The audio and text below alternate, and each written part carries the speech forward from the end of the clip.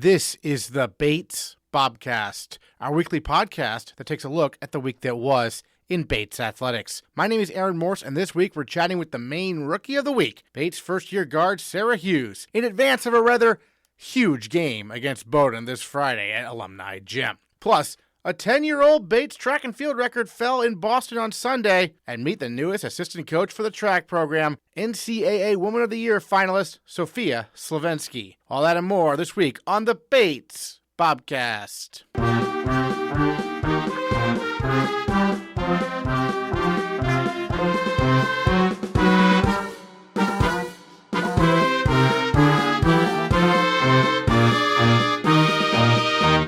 The women's basketball team never trailed in a pair of road NESCAC victories over the weekend. First, they beat Middlebury 65-54 on Friday and followed that up with an 86-70 win over Williams on Saturday. The Bobcats are 18-2 and 6-0 in NESCAC, ranked 23rd in the country by the Women's Basketball Coaches Association and 24th in the country by D3Hoops.com. First-year Sarah Hughes shined against the Panthers, scoring a career-high 19 points on 6 of 9 shooting and knocking down 5 of 7 from 3. Then she nearly finished with a double-double against the Eves, tallying 10 points and 9 rebounds. Hughes finished the weekend 7 for 11 from long range and was honored by two organizations, with D3Hoops.com naming Hughes to their Team of the Week and the Maine Women's Basketball Coaches Association naming her Rookie of the Week. And Sarah Hughes is our female Bobcat of the Week. Last week we were talking about what separates us from other teams in NESCAC, and it's the joy we bring, it's the energy we bring to each game.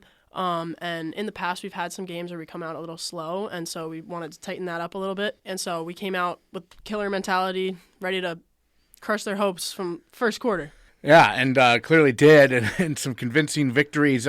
For you personally, I mean, you hit 5 threes, I think, right, against Middlebury. What was clicking from outside? Yeah, I mean, I was focusing on not focusing. The more I think about it, the less it goes in. So I was trying to just play basketball and not overthink. You have a big game, obviously, against Bowdoin coming up. What's the team's mentality coming into this one? Because obviously, it's you've played them before, but now they have to come here, right? Yep. Rival game. Gonna be really excited, making sure everyone shows up. And senior weekend, that weekend, we are just ready to do the same exact thing we did last weekend, where we don't even let them have a shot. We want to first 10 minutes. It's over. They gotta dig themselves out of a hole. Obviously, we played them before. It was a tough loss, but we're a totally different team. We figured out what we need to do, stopped having as many scoring droughts, and I think we're ready to go. Well, I was going to ask about that because, you went undefeated in January, a couple losses before January, but since the new year, undefeated. So is that the biggest change, is the scoring droughts have kind of disappeared? Yeah, I would say that, and our focus on defense. Obviously, we tried to focus in the beginning of the season on defense, but tightening up all those little things like the extra help rotation. So yeah, definitely defense, but putting ourselves in positions to score. We had good shots in the beginning of the season. They weren't falling. Now we're firing on all cylinders, making sure the right person gets the right shot. What's it been like as a first year to come in and have this much instant success? It's actually it feels amazing. I'm really honored that everyone on the team trusts me, coach trusts me, but super exciting. I honestly came here with little expectations. Whatever I got, I would be happy with. Ride the bench, great. So yeah, coming out and being able to actually impact the game, it has been really rewarding and makes me feel like all this work that I put in to get here has paid off. Well, it seems like you adjusted pretty well, but what was the biggest adjustment initially from high school to college? Honestly, this might sound like a strange answer, but the shot clock, because in New Jersey, never played with the shot clock before. It adds this extra level of excitement where every possession there's you got to get the ball up. So that was definitely a big change, but also with that it increases the pace of play, and it is obviously hard to have control over the ball, play quick but not in a hurry. So yeah, managing turnovers with this increased pace of play for sure. Well, it seems like you're a perfect player for the pace of play, though. It seems like you're always going at 100 miles an hour. Where'd you develop that style, of being aggressive like you are out there on the court? It seems like I would say my AAU team probably. My coach, really awesome, Mary Beth Chambers. She always made sure that we had a sense of urgency coming out there every time, wanting to score as fast as possible and then play great defense and then go back, score again. And same with high school. My coach, Caitlin Linney, she played so fast. She made us play fast. She played with us during practice. It was awesome. And we just wanted to get as many shots up as possible because the more shots you get up, the more shots fall. Sure. And then no shot clock in high school. Did you have shot clock in AAU? Nope. Okay, so neither. So this is your first time ever playing the shot clock. Yeah, okay, exactly. Gotcha. And then, for this team as a first-year guard, what's it like, playing with the other guards, like who are a little more experienced, like A. Rose and Morgan Kennedy? What do you kind of learn from some of the older players? Yeah, I mean, they are just so composed, have so much poise.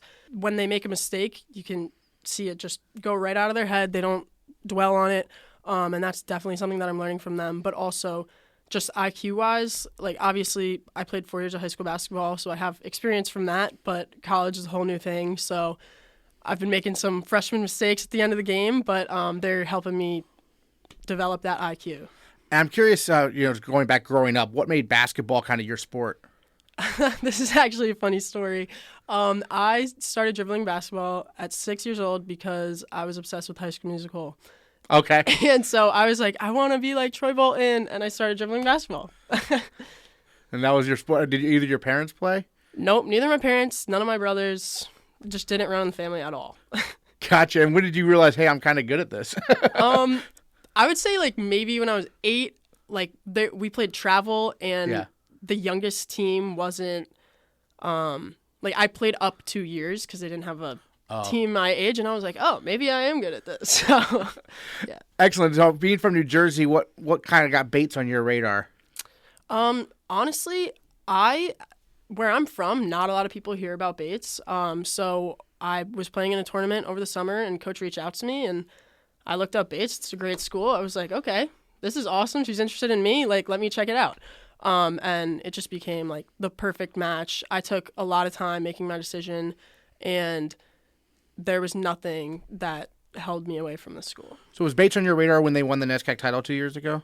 When you were a junior in high school? Or not yet? They were, okay. Yeah. So what was it like seeing the school that was interested in you winning a conference championship? Yeah, I mean, it was awesome. I was like, best school in the NESCAC wants me to come to their team. So I was obviously super excited about that. And obviously with Megan Graff, like just all the hype around the team, I knew that women's basketball would be supported, it would be hyped up, and it would be just an awesome environment to play in. And your role's been interesting, first person kind of off the bench and, but then playing a ton of minutes. What's that kind of been like to enter the game and, provide a spark almost? Yeah, no, it's super exciting. I come in and I don't think they're expecting it. They're expecting maybe like a decrease in the level of play, and I just come out and there's this like extra little energy that a lot of the other teams like aren't ready for, and I think that's super exciting.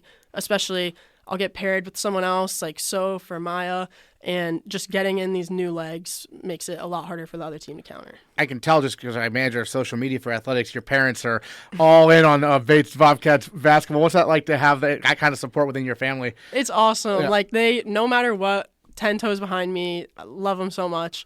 They watch every game. They're coming this weekend. Same with my brothers. So I obviously have a ton of support and super grateful for them. We have National Girls and Women in Sports Day coming up this Saturday before the Bates game against Colby, obviously. So a lot going on this weekend. I mean, how excited is the team right now? It must be a pretty fun group to be a part of, right? Yeah, it's going to be great. All the alumni coming back, like all the parents with that. It's going to be super fun. And again, like I said, hopefully a bunch of the student body comes out. These are 2 really big games, and the atmosphere is super important. Excited to have the alums back to watch the current team, Yeah, right? And especially the alumni scrimmage. I'm excited to see them put a couple shots up. It'll be good. Exactly. Great. Well, any other thoughts you wanted to share on the season so far? I mean, obviously 18-2 with a chance to, take over first place this weekend, right? Yeah, super exciting. I came in like first year at this college, and it reminded me a lot of my freshman year in high school. Like the connection between the team is just amazing. Like can't beat it. So obviously there was that special aspect, but what was different with my freshman year of high school and this team is that we are playing at an amazing level. Like hopefully after this weekend, first in the NESCAC. Friday night, 7:00. 2 top 25 teams, Bowdoin and Bates. First place on the NESCAC on the line. And then Saturday, big senior day, 3:00 against Colby. Sarah Hughes, thanks so much. Thank you. Have a good one. On Sunday, the Bates track and field teams compete at the Middlebury New England Small College Invite, and first-year Seneca Moore made history. He raced to the finish in the finals of the 60-meter hurdles in 8.29 seconds, a new Bates record. He predicted he'd break the record 2 weeks ago, and now he has. And Seneca Moore is our male Bobcat of the week. Definitely the goal is to drop that as low as possible so it can't be broken. Going into the race, I remember watching a video before the meet that my mom sent of just some hurdler. He ran definitely faster than me. I was just trying to do the same thing that he did, and I guess it worked out. Does your mom often send you some inspirational stuff like that? Yeah, all the time. That's my main source of inspiration and motivation. Well, tell me a little bit more about maybe the relationship with her kind of growing up in terms of athletics and everything. She also did track. I think she was more of a long distance runner. She has been my manager, I would say, and definitely been right by my side with everything that I've experienced. So if you ask me something, you can ask her the same thing. We'll get the same answer. Certainly. And then the track at New Balance, what was the meet kind of like overall, just that venue and the competition and everything? That was my first time being on like a hydraulic track. Oh, yeah. So like the curves were like lifted up. I thought that was pretty cool. I know definitely that's where like professionals have ran and people way faster than me have ran. So I think it was cool being on a track of that caliber, and it definitely felt nice. I ran fast on it. So yeah, certainly. And I know obviously it was NESCAC opponents, even though indoor track and field is not a NESCAC sport. But I know there was an opponent from Williams who was pretty fast also. You got second to him. And so does that give you some motivation there heading forward? Yeah, for sure. Anybody, I don't like being beat. So that's definitely who I'm gunning for now. But, he's fast, so I'll give him that, But, yeah, definitely. I'm going to try and beat him. Now, take us back a couple weeks. Bates Invitational, you got to be your debut on social media as narrator of the Bates Invitational there. Take us through kind of having a home meet and what that experience was like. That was my first home meet at Bates.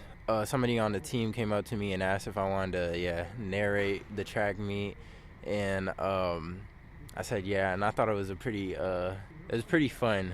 Definitely, I like the energy here. Everybody showed up. I seen the president here, as well as some professors. That energy, it kind of made it feel like family, like your family coming out to an event. So I thought that was nice. Now, you've been doing 60-meter hurdles, also the 200-meter dash. How's the 200-meter dash progressing? I saw you had a PR. Yeah, hurdles is my main thing, but the two, I'm definitely trying to lower my time on that for sure as well. I think I got like 23.5. If I can get like 22, that's optimal. That's what I'm going for. Have you ever thought about doing a 60-meter dash? I mean, we have some good ones, Derek Shen and Kevin O'Connor. I feel like that would be a natural one to do also. But. Yeah, that's a different type of speed. Okay, but, yeah, fair enough. I think. Well, I always talk a little bit of game to them, but I told them I would beat them if I ever ran it. So we'll see. All right, I look forward to maybe that happening, right? What is the relationship like with the other sprinters and everything on the team? I'll say for sure, Kevin invited me in, and he's definitely like one of the first people to talk to me on the team, and I definitely mess with him. He's cool. Derek, he was overseas, so. Him coming back now, he's definitely funny. He's always saying like "yes sir" with it or something like that. It's a lot of characters on the team, and it's definitely fun to be around. Well, Derek, I've been told, is a beast in the weight room. Have you ever encountered him in the weight room? Yeah, if you look at him, his shoulder's pretty big, but definitely different from me. I'm a little bit more skinny. Different ways to be fast, I guess, in track, right? Yeah, definitely. Well, any other thoughts you wanted to share on this, that past meet, and also maybe what you're most looking forward to this weekend with the Maine State meet coming up here? I'm looking forward to trying to run a faster time. That's on my mind. Also, just experiencing it. This is all my first time, so just take it in. Some of the seniors were saying this is a good meet to cheer for your team, so I'm definitely looking forward to that, and also watching some of my teammates run. Well, I guess having been on the football team this fall, you're very familiar with Bowdoin and Colby rivalry, so now it carries over to track, right? Definitely going for them, and I will beat them. I will beat them. All right, looking forward to seeing that. Seneca, thanks so much for joining the Bobcast. Male Bobcat of the Week, number 2 for you. Thanks so much. Thank you for having me. The squash teams had a busy week, with both teams posting records of 2-1. The women's team beat Colby and Connecticut College, while the men's team earned a pair of 5-4 wins over Connecticut College and Wesleyan. In Friday's 5-4 thriller over the Camels, first-year Maximilian Celm rallied from 2 games down at the number 5 position to win 3-2, clinching the match for Bates. Maximilian Celm with us here on the Bobcast, talking some men's squash. And Max, there against Connecticut College, 5-4. It was tied at 4. Your match was a deciding match, and you were down 2-0 before you came back to win. Take us through the trajectory of that match, and when did you realize it was up to you, and how'd you pull off the comeback? Yeah, so it was actually like a crazy match, especially that day. I really didn't sleep well. I also had a fever, so I was very afraid of that match, and I was hoping that maybe it wouldn't come to me for a deciding match, honestly. I'm glad I pulled it off. I was also a bit unlucky as I was in first 2 games, I was actually up 10-8, so I had game balls. So the whole match also could have finished in 3 games, basically. But, I'm still glad I ended up winning, and of course, thanks to support of the women's and the men's team. That was tremendous. I know the players coach each other throughout the matches. Who was kind of coaching you throughout that one? Well, so, it started with just, one of my teammates. Yeah. And as soon as it became the only match that was ongoing, then the whole team was kind of with the coaches was, trying to, do their best to help me as much as they could. And, it was an awesome experience. Very long match. Well, so when you're down 2-0 like that, but you almost won the first 2 games, does that give you a lot of confidence you can come back, or does that get kind of frustrating, I should have done it?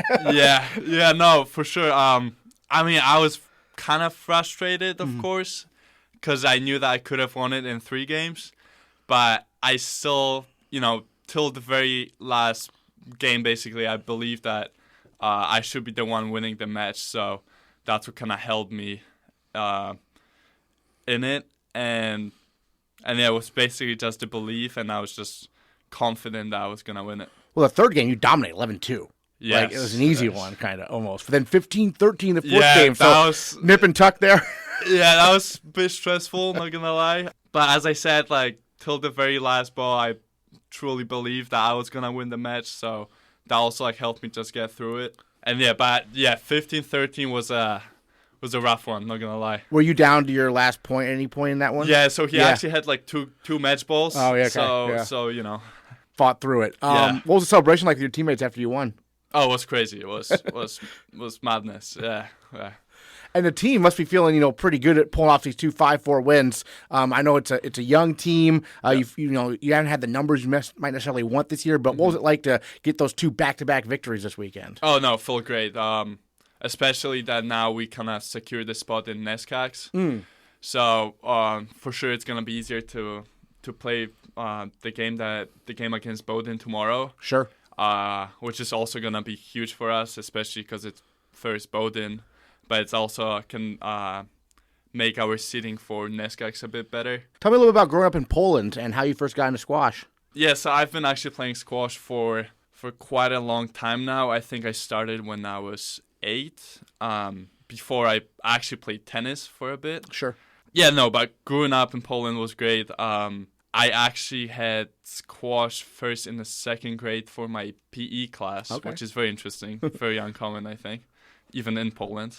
So yeah, that's how I kind of started playing and fell in love with the sport. Is squash very big in Poland? How big is it? I would say it's actually quite big. It's growing every single year. There's lots of clubs, lots of players. Much more and more players start to play professional. So yeah, it's going into a really good direction. Great. When did you come to the United States? I know you went to high school in Pennsylvania. Yes. It's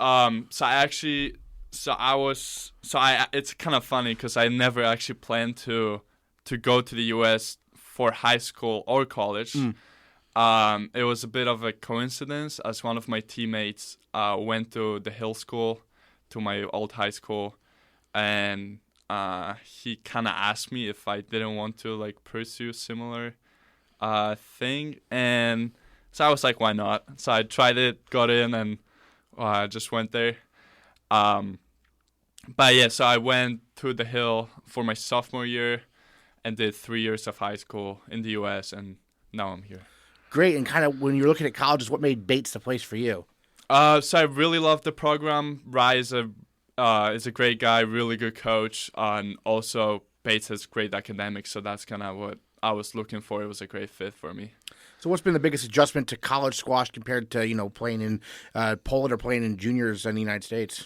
So actually, I would say that high school squash is fairly similar. It's a similar system where we also play with 9 players, but the level, of course, is not as good as college. I think for me the hardest transition was the level of college squash. Like, you're not gonna play against bad players, and there isn't really time for a bad day. You always have to perform on a really good level. And also other thing I think is it's mostly very loud. There's always so many people just cheering, and it's something that I personally also had to get used to. Yeah, certainly. So when you first came to the United States for high school there, were there big adjustments coming over from Poland? Had you been to the U.S. before? Oh, yes. I've actually been to the U.S. a few times. Yeah. But it was just, I was only 15, 16 when I came to the U.S., so it was a big transition for me to be that far from my parents and my family and all my friends. But no, it was a great time. I transitioned pretty quickly, I would say. Great, excellent. Well, any thoughts you wanted to share on the matches this past weekend and what the men's team is looking forward to most? Obviously, you mentioned NESCAC's hopefully coming up here in just a few weeks, right? So, I'm extremely excited for tomorrow. Sure, it's gonna be a senior night, right? Senior night, yep. Big game against Bowdoin, so I'm very looking forward to it, and I think as well as all the other guys.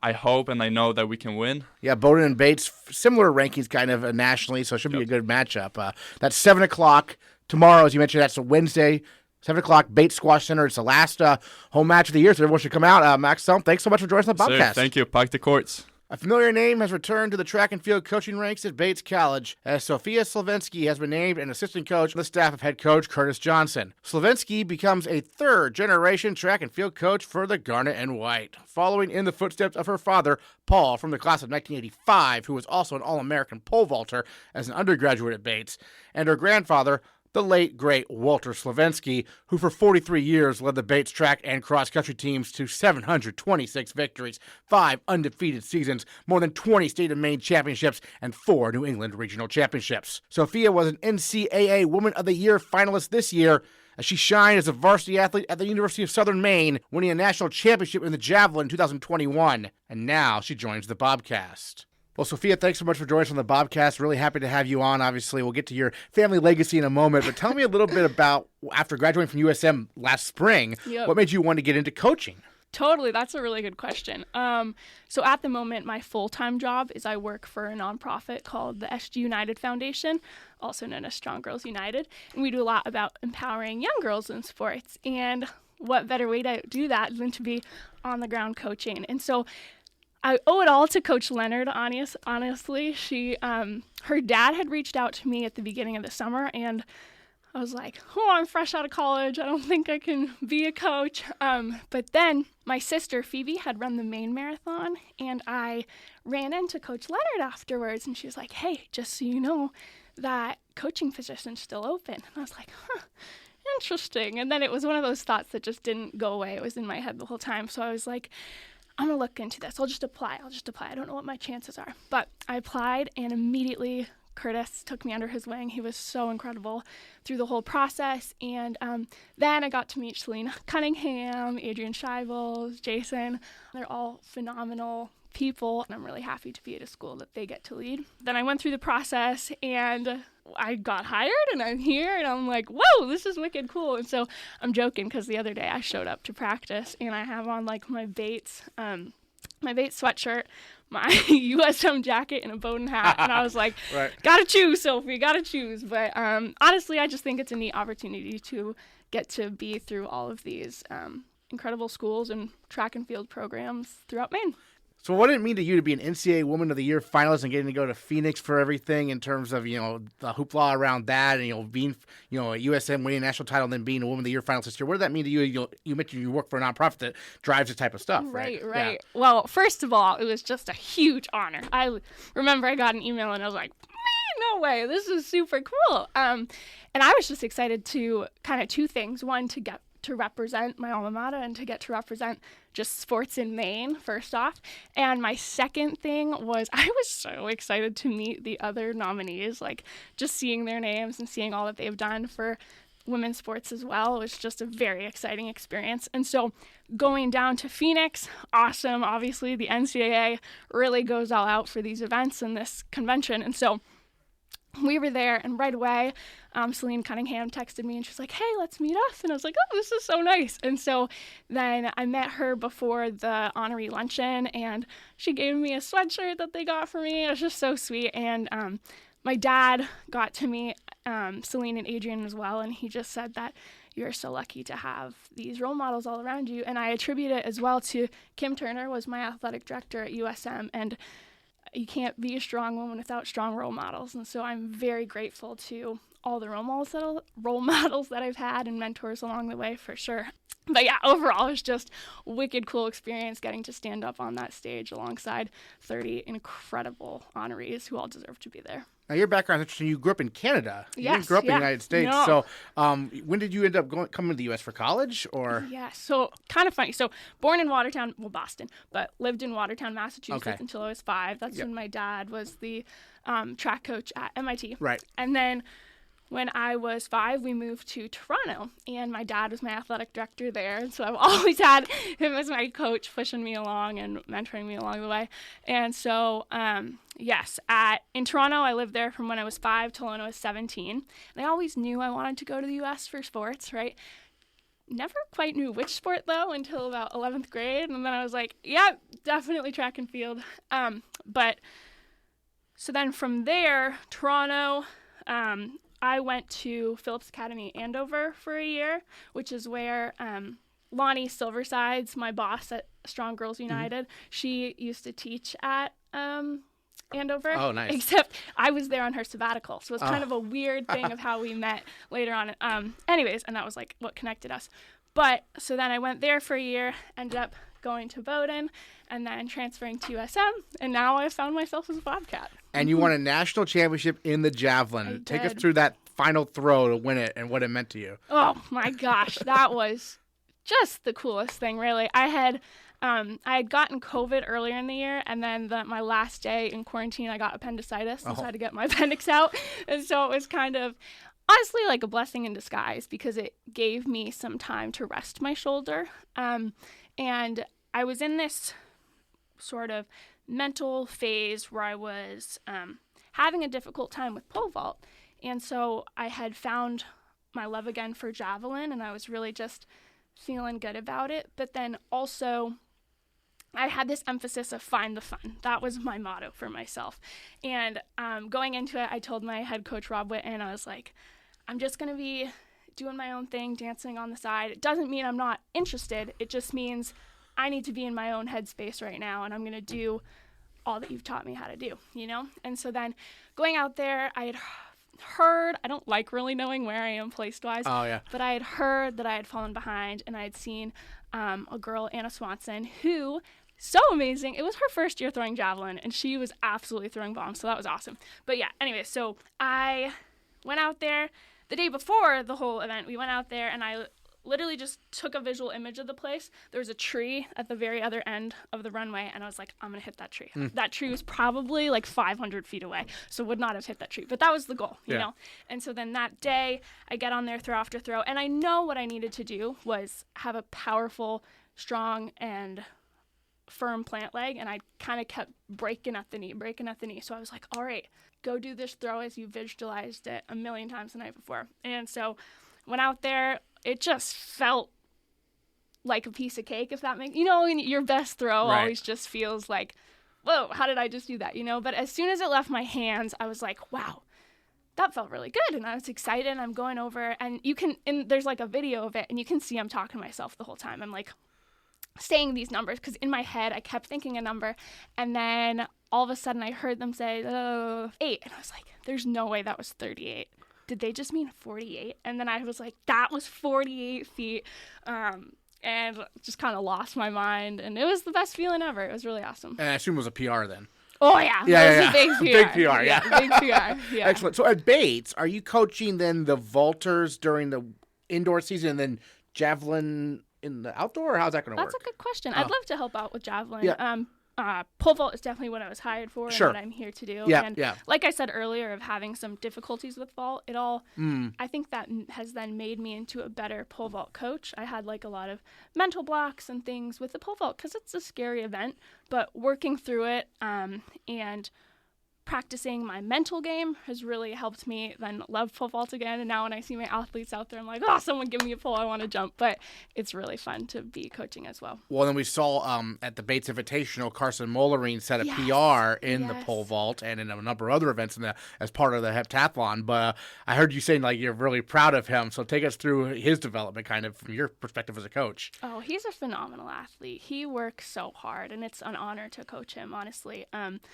And just, first of all, watching all of the events that he had already done that day, I'm like, wow, you must be so tired. But he got on that runway and gave it his all for sure. And to just see him clear height after height after height, I was like, whoa, Carson, keep it up. So that was really awesome to watch. And he's totally just the purest example of you put in hard work, you're going to get good results. And so he really is putting in the work. Mm-hmm. So your dad was an All-American pole vaulter right here at Bates. Yes, he was. And so you must have grown up, when was your first pole vault? I must have been pretty young, right? Yeah, that's a good question. It was honestly the summer before 9th grade. My Uncle Peter, who used to be the Bowdoin coach, he runs a track camp. There's the Bowdoin track camp, but then also Slovenski camps. And so we used to have they still have pole vault camp there now. And I remember I had missed the bus to go to Poland High School to do the hurdles.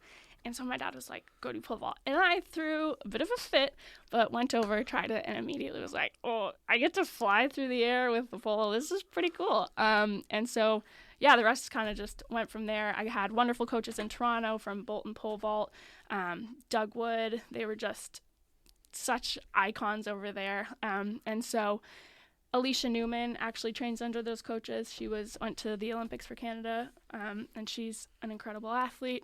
So then just kind of had those coaches there, and then these coaches here, and then obviously Coach Drummy and Uncle Peter, who helped me along the way. So your start was actually in hurdles, it sounds like, before that even? So I feel like the backstory of this is my dad, as the athletic director and as my track coach in school, invented these pod meets. And so how it worked was, say we're like U12 girl or something. So U12 girls, you're going to go to discus, and then you have 15 minutes there, and then you rotate, and you're going to go to long jump. And so I grew up getting to do all these things, and I also just got to play as many sports as my school offered. I'll never forget my dad coming to get me out of class because there weren't enough players on the field hockey team. And he was like, hey, I need you to hop on the bus.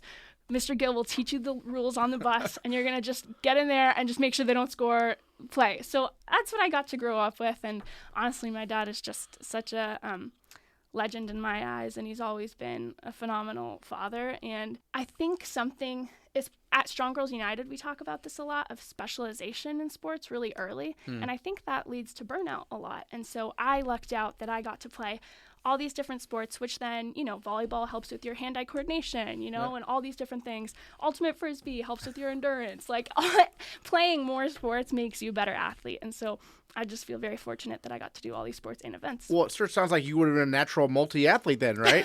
Pentathlon, I did heptathlon? try the multi here. It was quite funny, but it was a good time. I wish they had the decathlon for women. Yeah. That'd be fun, right? We get to pole vault. I love it. Yep.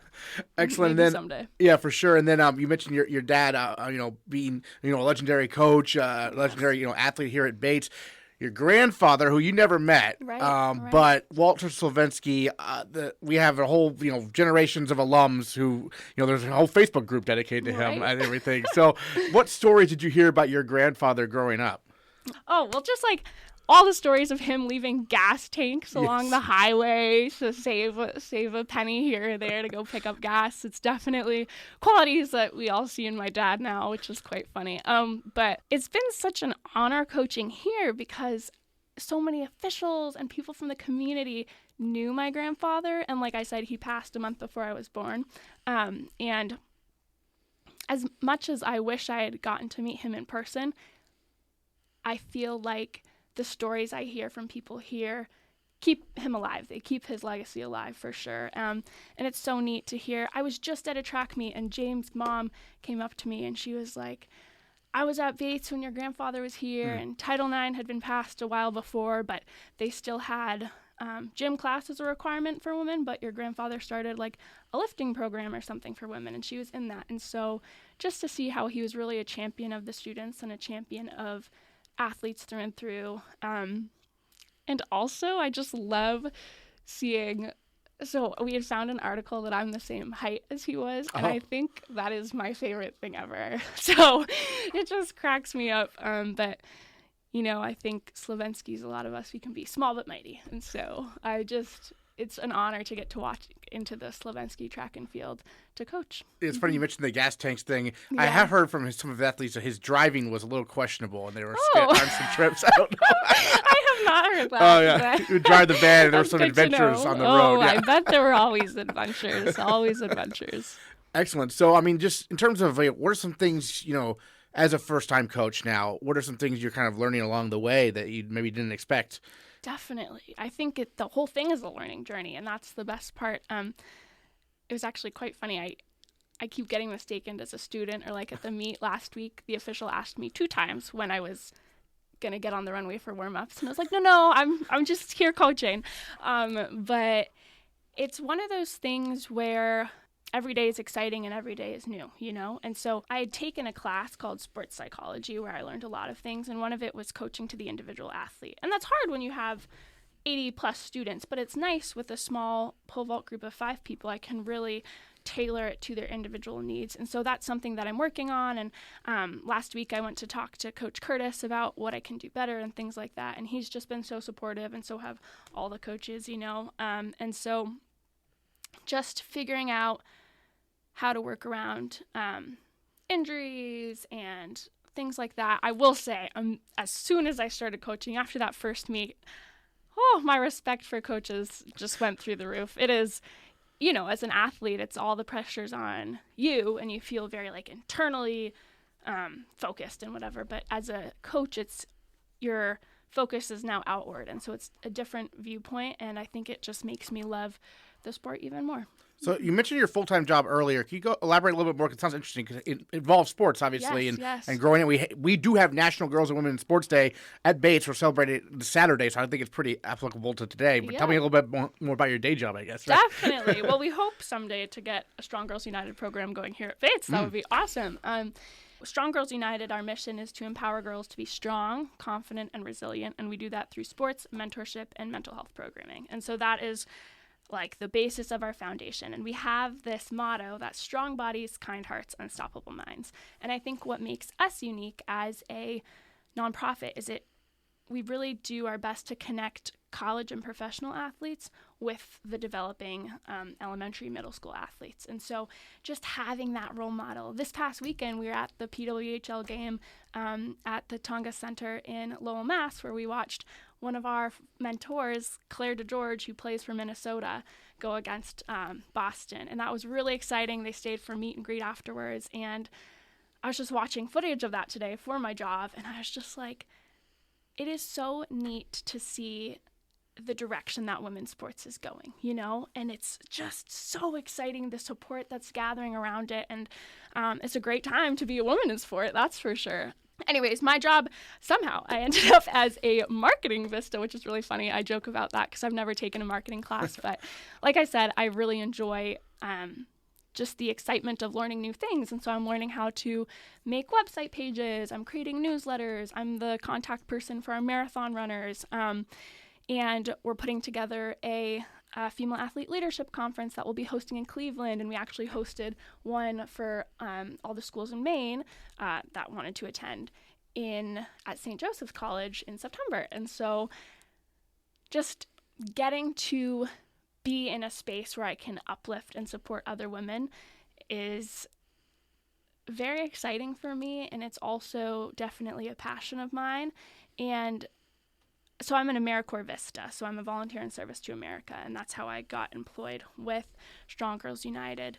But it's also just the people I work with is amazing. Lonnie Silverside, who I mentioned earlier, she is just an unstoppable force. She is truly a phenomenal woman. She played basketball for the University of Vermont, and I also work with Elise Pelletier, who was a soccer player at Maine, and I get to learn from these women every day, and that's the legacy I hope to leave for my athletes. I hope that they are able to feel like they can trust me and confide in me and look for me for support and things like that. So yes, I want to coach them in the pole vault. I want them to be better pole vaulters, but I also want them to feel supported, and I want them to feel empowered. Any other thoughts on, how the season's gone so far, your first year of coaching you wanted to mention we haven't got to talk about yet? Totally. I think it's just so neat to watch the Bates Bobcats on the track. I competed against them for 5 years, not just 4 or 5, for 5 years. And now getting to be as a coach and getting to cheer them on, you're just seeing them doing incredible things. I listened to your podcast with Ned and Chrissy, and they're both just phenomenal leaders and runners on the team. And it's exciting to have this leadership team as well. Like James is just a great person, and you can see how he lifts up his teammates. And then Livy, just winning the Maltese. That was exciting. She's a powerhouse as well. And I'm just excited to get to know the team better, for sure. I think that, it's taking some time. I feel like I've connected with the vaulters, but I'd like to really make sure that the whole team knows that I'm there to support them, and that I'm excited for them, and that I'm glad to be a Bobcat. All right, Sophia Slovenski, thanks so much for joining the Bobcast. Really appreciate it. Thank you. Appreciate it. Thanks for having me on here. It's already time for senior nights for winter sports. The squash teams have their senior night Wednesday at 7 p.m. before the Bobcats take on rival Bowdoin. Then the swimming and diving teams have their senior night Friday at 6 p.m. before a dual meet with the University of New England. And women's basketball honors their seniors Saturday before their 3 p.m. showdown with rival Colby. Saturday is also Bates' celebration of National Girls and Women in Sports Day. You can find more information about the free sports clinic being run by Bates varsity sports athletes at our website, gobatesbobcats.com. And we'll catch you next time on the Bates Bobcast.